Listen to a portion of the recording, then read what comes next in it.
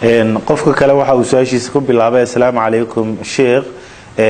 naag uur leh miyay furantaa laba dalaaqadood oo hal mar ahna gabadha ma lagu furi karaa alxamdulillah waa laba masalo naag uur lama furantaa haa way furmaysaa dalqadu afka markay ka dhamaato hadday dhashana ciddadeedii way dhammaanaysaa ilaahina wuxuu yidhi wulaatu laxmaali ajaluhunna an yadacna xamlahunna gabadha uur kale haddii la furo ciddadeedu waa inay ilmaha dhasho xilliga nabiga Zubayr ibn Cawaam radiyallahu anhu wardaa isagoo salaad subax u soo baxay xaaskiisoo fool ah markii uu furay ee intuu soo yar wardiyay soo noqday iyadoo dhashay yimid nabigana u yimid way isirtay uu yiri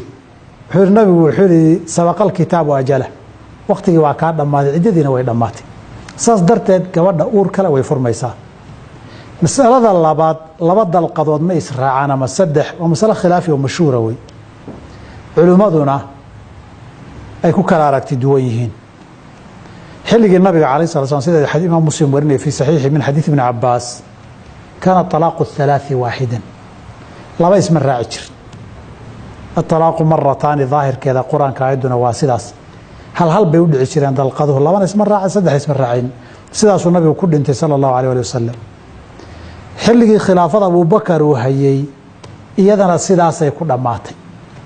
لبا سنة وكمدة خلافة عمرنا رضي الله عنه وارضاه سيدي بيكون دماتي مركا كدب بعد دلاقي سدح وانكو فرأي وانكو فرأي بداتي عمر صحابة قيب كمدة ويهالي وطلوا دحلقي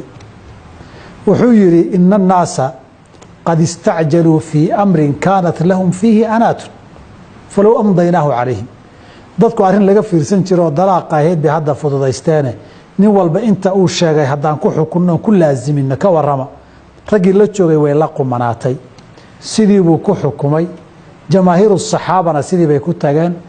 jamaahiru ahli ilmi iyo fuqahada afarta iyo madaahibtuna sidii bay qabaan